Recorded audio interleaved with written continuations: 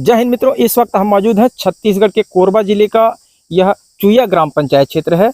ठीक सड़क किनारे हम मौजूद हैं क्योंकि हमारे ठीक बगल में आप देख पाएंगे यहाँ पर रेत भंडारण की जा रही है। अब यह रेत भंडारण भी एक सवालिए निशान खड़े करता है, सवाल अनेकों उत्पन्न करता है, क्योंकि इस स्थान पर यदि रेत भंडारण की अनुमति प्राप्त होती है तो उन्हें किन किन गाइडलाइनों का पालन करना होता है, उस गाइडलाइनों का पालन करते हुए यह रेत भंडारण हो रहा है कि नहीं। ये देखिए आप, ये पटल चिपका हुआ है, इसमें स्पष्ट लिखा हुआ है रेत भंडारण। पट्टेदार का नाम एस अहमद खान, ग्राम चुया, खसरा नंबर 157/2, 157/4, यानी 2 प्लॉट है। रकबा 0.166 हेक्टेयर। अवधि 20/12/2024 से 19/12/2029 तक, यानी 5 वर्ष। और 2024 से है यदि, तो यह पटल भी काफ़ी मजबूत होनी चाहिए। और 2024 से मतलब महज अभी 8-10 महीने बीते हैं। अब देख पा रहे हैं यह पटल बस फॉर्मेलिटी के लिए रख दी गई है।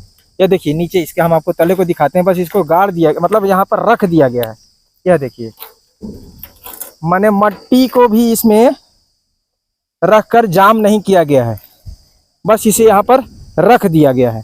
वहीं दूसरी तरफ यदि बात की जाए तो यहाँ पर रेत भंडारण हो रहा है और बड़े पैमाने पर लगभग 8-10 महीनों से रेत भंडारण हो रहा है।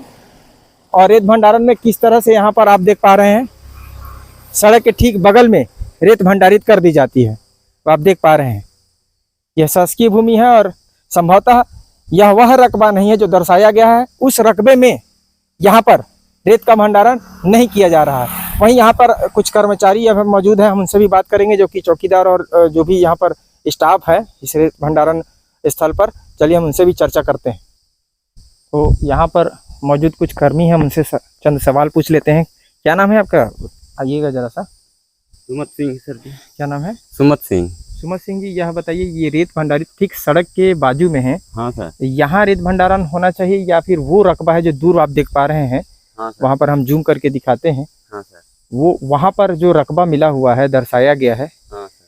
तो एक्चुअल में यहाँ पर जो रेत का भंडारण किया जा रहा है इस स्थान पर, हाँ सर, तो ये कैसे रेत भंडारण किया गया है? अब पता नहीं सर मेरे को भी, लेकिन सेठ जी बोला कि सुमत यहाँ रेत गिरना है।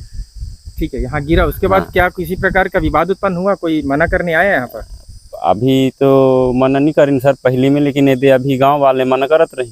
अभी मना कर रहे हैं? हाँ, लगातार आ रहे हैं और बोल रहे हैं कि यहाँ से रेत हटाइए। हटाइए। क्या बोल के मना कर रहे हैं? अब पता नहीं सर मेरे को, अभी थोड़ा उसका जमीन नहीं है, कहाँ से माने ये सरकारी जमीन बोलकर इसको हटवा रहे हैं? हाँ सर, कहीं ना कहीं मनमाना तरीके से रखा गया है, ये उनका आरोप है गाँव वालों का। हाँ सर, ठीक। उप सरपंच भी और सरपंच का भी यही कहना है? हाँ सर, वो लोग भी यही कह रहे हैं कि हटाइए यहाँ से। हाँ सर। तो ये किसका रेत भंडारण का क्षेत्र है? ये स्थान ये एस अहमद खान लिखा हुआ है। हाँ, उन्होंने ही आपको यहाँ? हाँ सर। अच्छा, स्थापित किया। आप क्या है यहाँ पे, किस पद पे हैं? अब मैं चौकीदार हूँ सर यहाँ का। हाँ, बस देखभाल, बस यही करना है मल काम। हम अब किसी करके काम तो कोई कर। यह बताइए, क्या नाम बताया? सुमत सिंह। सुमत सिंह जी, यह बताइए हमें, जो रेत का भंडारण हो रहा है, ये रेत आ कहाँ से रही है? हाँ, मोला उसका पता नहीं है सर जी, लेकिन ये सूखा नर वाले आते के दिया। सूखा नरवा जो इधर है? हाँ, औरा कछार क्षेत्र में। हाँ सर। तो हम आपको बता दें, औरा कछार जो सूखा नाला जहाँ का जिक्र कर रहे हैं, वहाँ किसी प्रकार का रेत भंडारण और रेत रॉयल्टी नहीं खोली गई है, नहीं प्रारंभ नहीं की गई है। इससे स्पष्ट होता है कि कहीं ना कहीं यदि उस क्षेत्र से रेत निकाला जा रहा है तो यह चोरी का रेत है, और यहाँ चोरी का रेत खपाया जा रहा है भंडारण स्थल पर, इस भंडारण स्थल पर यदि यहाँ की बात की जाए तो। अच्छा, कितनी गाड़ियाँ लगी हुई हैं यहाँ पर? कितने गाड़ियों से आ रहा है? तो पहली में चलत रही 8 ट्रैक्टर चलत रही सर जी, अभी 4 ट्रैक्टर चलत है। अच्छा, दिन में निकाल के लाते हैं कि रात में भी? और दिन में भी, रात में भी। रात में कितने बजे तक लाते हैं? वही 11, 12, 1 से बंद है। हाँ सर। आप समझ सकते हैं, जहाँ देर रात तक 12-1 बजे तक यहाँ पर रेत निकाला जा रहा है और यहाँ पर रखा जा रहा है इस स्थान पर, तो कहीं ना कहीं यह जांच का विषय है। क्योंकि यदि रेत भंडारित स्थल है, भंडारण स्थल है, तो वहाँ पर दिन गए ही आप रेत का भंडारण कर सकते हैं। रात गए यदि आप करते हैं तो कहीं ना कहीं मजदूर जोखिम में है, अपने आप को खतरे में डालकर इस तरह के कृत्य को अंजाम देंगे। कहीं ना कहीं बड़ी दुर्घटना हो सकती है। रात गए जानवरों का भी खतरा रहता है। हाँ सर। उस बीच उन्हें कुछ हो जाता है, जानो माल का खतरा हो जाता है, तो उसकी जिम्मेवारी कौन लेगा? क्या एस अहमद खान जी लेंगे, जो रात गए तक अपने यहाँ पर भंडारण स्थल पर रेत का भंडारण करवा रहे हैं? अच्छा, रात में कितनी गाड़ियाँ चल रही हैं? आप 4 गाड़ी चलते हैं सर। ट्रैक्टर से आ रहे हैं या फिर टिपर से भी आता है? ट्रैक्टर से सर। ट्रैक्टर से आ रहे हैं। हाँ। तो निश्चित तौर पर कहीं ना कहीं जांच का विषय हो जाता है कि रात गए भी आप रेत का यहाँ पर भंडारण करवा रहे हैं, रेत का निकासी करवा के परिवहन कर रहे हैं और यहाँ भंडारण करा रहे हैं। वहीं दूसरी तरफ हम यदि खनिज विभाग की बात करें तो वे क्यों नहीं इन ऐसी कृत्यों पर ध्यान देते हैं? उनकी नज़रें इस तरह की कृत्यों पर क्यों नहीं पड़ती हैं? रात गए रेत निकाला जाता है, जहाँ पर रेत निकाला जा रहा है वहाँ रेत भंडारण, वहाँ पर रेत की निकासी की परमिशन अनुमति है कि नहीं? रेत रॉयल्टी स्थल वह निर्धारित किया गया है कि नहीं संबंधित विभाग के द्वारा? महज भंडारण की अनुमति दे देने मात्र से आपकी जिम्मेदारियां खत्म और समाप्त नहीं होती हैं। हम संबंधित विभाग से निवेदन करना चाहेंगे कि इस तरह के जहां पर भंडारण की अनुमति आप दे देते हैं वहां से 5-5 वर्षों के लिए, तो उसमें मॉनिटरिंग टीम भी रखें जो कि यह जांच करे और लगातार निगरानी रखे कि अमुक रेत अमुक स्थान पर भंडारण स्थल पर कहाँ से लाए जा रहे हैं। क्या वे चोरी के तो नहीं हैं? कहीं वे चोरी के तो नहीं है जहाँ पर चोरी के रेत खपाए तो नहीं जा रहे हैं? क्योंकि जैसे ही रेत भंडारण स्थल पर इस तरह के रेत आ जाते हैं और यहाँ से निकलते हैं, तो निकलेंगे तो वह 1 नंबर बन जाएंगे, माने कि वैध बन जाते हैं। और जैसे ही वह चोरी के आते हैं तो वहाँ तक वह अवैध है। अब यहाँ से उन्होंने क्राइटेरिया पार कर लिया, मतलब वह 1 नंबर की रेत हो गई। तो इसीलिए यहाँ पर शासन प्रशासन ने यह ध्यान रखते हुए कि कहीं किसी प्रकार की चोरी ना हो, तब देख पा रहे हैं CCTV कैमरा भी रखा है कि भंडारण स्थलों पर CCTV कैमरा अनिवार्य रखा गया है कि किसी प्रकार की, ताकि जो भंडारण जो स्वामी हैं, जो पट्टेदार हैं, पट्टेधारक हैं, वे किसी प्रकार की अवैध गतिविधियों को अंजाम न दें। यही वजह है कि इस तरह की चीज़ें, इस तरह के CCTV कैमरा इत्यादि लगाए जाते हैं।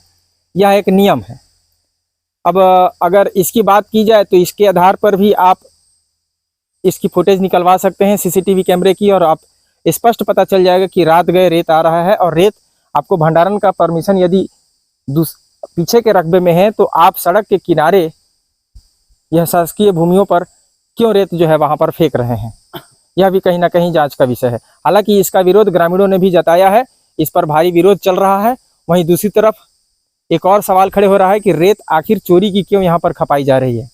क्योंकि जिस स्थान का जिक्र चौकीदार महोदय ने किया है वह स्थान रेत रॉयल्टी हेतु मुक्त नहीं किया गया है, उसे चालू नहीं किया गया है, रेत रॉयल्टी हेतु चालू नहीं किया गया है। तो वहाँ से यदि रेत रॉयल्टी का प्रारंभ नहीं है तो कहीं ना कहीं यह भी जांच का विषय है कि क्या रेत चोरी की तो नहीं आ रही है।